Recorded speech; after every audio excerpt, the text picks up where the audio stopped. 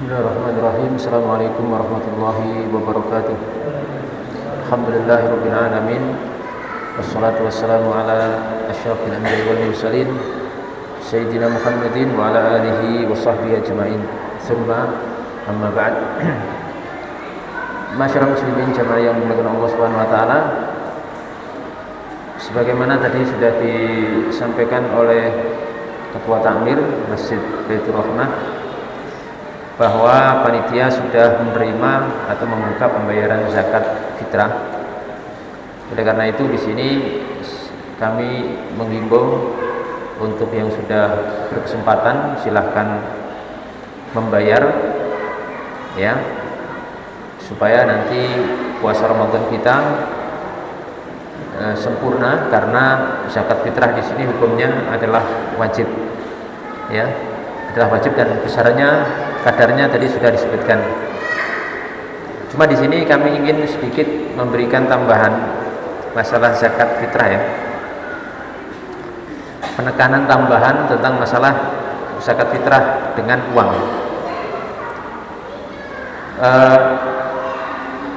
Di sini juga menerima zakat fitrah dengan uang. Maksudnya begini. Jadi sebagian ulama kita, atau tepatnya mayoritas ulama, berpendapat bahwa zakat fitrah itu dengan makanan pokok ya. Kalau di Indonesia itu beras. Ini pendapat mayoritas, yaitu madhab Malikiyah, Syafi'iyah dan Hanabilah. Zakatnya pakai bahan makanan pokok. Namun kita harus ingat bahwa masalah ini tetap masalah khilafiyah ijtihadiyah. Ulama Hanafiyah, Imam Hanafi, Abu Hanifah itu berpendapat zakat itu boleh dengan uang, artinya boleh dengan makanan pokok, tapi juga boleh dengan uang dan sah. Ya, loh, mungkin ada yang nyeletuk begini, tuh, Imam Abu Hanifah itu dalilnya apa? Kok berpendapat zakat fitrah boleh pakai uang? Kita jawab, ya ada dalilnya. Karena beliau ini ulama termasuk imam 4, mazhab 4 yang sampai derajat mustahid mutlak mustaqil. Derajat ulama tertinggi yang kemungkinan besar sampai hari kiamat ya akan muncul lagi ulama seperti imam yang 4 ini. Dalilnya sama, tapi muncul pemahaman yang berbeda, dan itu wajar. Dalilnya sama dengan yang lain, yaitu hadis faradha Rasulullah SAW zakat al-fitri so'an min tamrin atau so'an min syair sampai akhir hadis itu. Dari dalil yang sahih yang sama muncul dua pendapat. Pendapat yang mengatakan pakai beras makanan pokok, pendapat yang mengatakan boleh pakai uang. Kenapa muncul perbedaan ini? Karena para ulama itu mempelajari illatul hukum. Yang pernah belajar usul fikih akan paham. Jadi dalil itu ada sebab, esensinya apa, dibangunnya hukum itu apa. Nah, Imam Abu Hanifah menggali bahwa esensi daripada hadis itu bukan jenis makanan, tapi intinya itu memberi kecukupan gitu, kepada fakir miskin. Nah, namanya memberi kecukupan itu bisa dengan bahan makanan pokok, bisa dengan uang. Karena kebutuhan fakir miskin itu bisa jadi juga butuh beras, tapi juga butuh yang lainnya.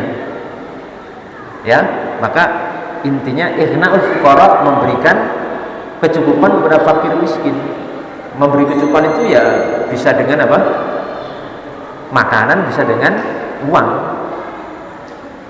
Nah, beliau ini berdalil hadis lain tambahannya dalam riwayat Imam Baihaqi. Nabi kita Muhammad SAW sabda, "Aghnuhum 'anil mas'ali fi hadzal yaum."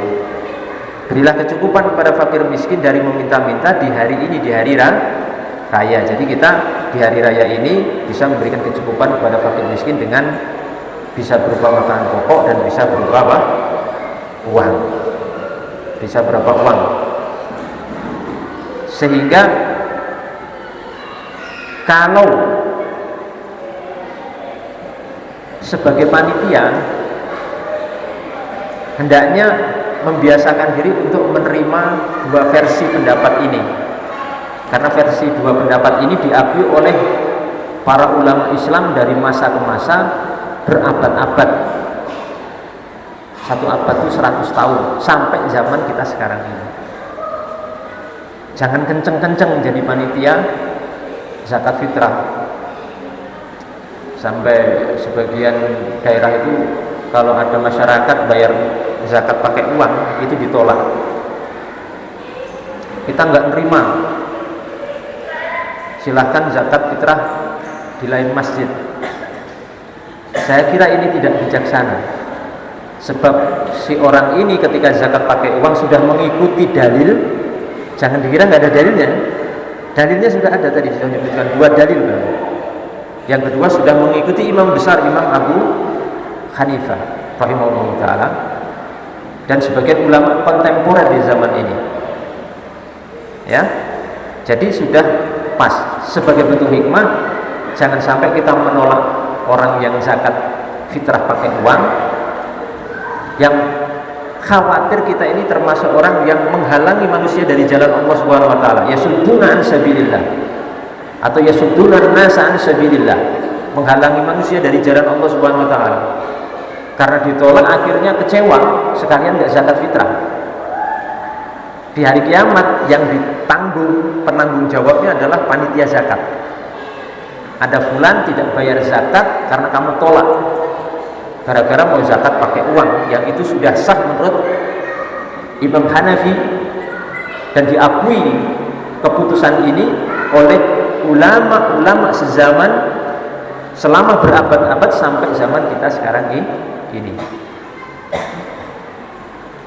Jadi kalau kita keras-keras, dakwah ini akan patah, akan banyak kaum muslimin yang kecewa dan menjauh dari dakwah kita sendiri. Hobi kepada Islam itu jadi kesannya keras, kaku, nggak ada sikap toleran dalam perbedaan pendapat.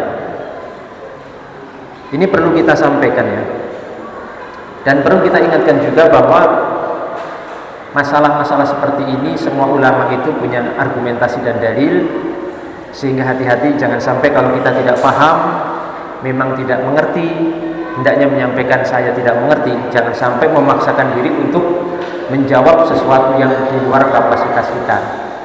Ada sebuah hadis ya mas kalian yang dimuliakan Allah Subhanahu wa taala, disebutkan Nabi kita Muhammad SAW sabda bahwa qadhi itu ada 3. Qadhi itu ada 3. Salah satu qadhinya itu adalah wa rajulun la ya'riful haqqa faqada linnas bijahlin fahuwa finnar. Jenis ketiga, ada seorang qadhi suka memutuskan hukum, ya, dia ini nggak ngerti kebenaran, nggak paham tentang dalil, nggak ngerti tentang istidlal, nggak ngerti tentang istinbat ahkam syariah, nggak pernah belajar itu, tapi dia menghakimi satu masalah untuk manusia bijahlin dengan kebodohannya, fahuwa finnar, maka orang ini akan berada dalam neraka jahanam. Jadi berbicara tentang hukum-hukum Islam itu berat sekali, resikonya berat, walaupun pahalanya besar sebenarnya, tapi resiko itu besar sekali. Jangan sampai kita kemudian memaksakan diri dalam hal-hal yang kita tidak tahu, pada akhirnya itu akan membuat kita na'udzubillah justru tersungkur dalam api neraka disebabkan karena ketidaktahuan kita. Jamaah yang kami muliakan rahimani wa rahimakumullah, jadi harapan kami panitia dakwah atau panitia zakat fitrah ini bisa bersikap hikmah, bisa bersikap longgar kepada permasalahan perbedaan pendapat, dan alhamdulillah di masjid ini juga sudah membuka diri. Jadi yang zakat fitrah pakai beras diterima, yang pakai uang pun diterima. Ini sudah luar biasa. Dan terus terang ya, untuk kepengurusan takmir ini dari penasehat, ketua, sekretaris, bendahara, seksi-seksi secara umum selama saya di sini saya nilai sudah sangat bagus sekali. Ya, ini saya bukan memuji tapi sekedar menyampaikan testimoni jujur. Ya, la uzakki ahadan wallahu hasibuh. Kami tidak mentazkiyah seorang pun, tapi Allah yang akan menghisabnya, yang maha tahu. Cuma itu zahirnya saya menilai seperti itu. Pertama saya nilai kepengurusan ini terus terang ya. Ini personalnya orang-orang yang kalem. Orangnya kalem-kalem. Teduh, adem. Ini bagus sekali. Ya. Ini bagus sekali. Kedua, kepengurusan di sini dari penasehat sampai bawah itu secara umum orang-orang yang sangat beretika, etikanya sangat luhur, sangat bagus sekali. Ketiga, pengurus sampai dari penasihat sampai bawah itu orang-orangnya bisa membuka diri dari perbedaan pendapat yang ada, enggak ngambil satu pendapat tok kemudian menolak seluruh pendapat yang ada, tapi insyirah as-sadr, dadanya lapang terhadap berbagai macam perbedaan pendapat yang memang itu menjadi sunatullah sampai hari kiamat, dan mengakomodir kaum muslimin di sekitar sini yang mungkin pendapatnya berbeda-beda. Jadi ini saya bersyukur sekali, semoga kepengurusan ini nanti semakin dimudahkan oleh Allah Subhanahu wa taala, kemudian diberikan kekuatan, kemampuan untuk terus memimpin dan memajukan masjid kita yang kita cintai ini bersama, dan semoga mereka diberikan pahala yang besar di sisi Allah Subhanahu wa taala. Amin ya rabbal alamin. Demikian, mudah-mudahan bermanfaat untuk kita semuanya. Wabillahi taufik wal hidayah.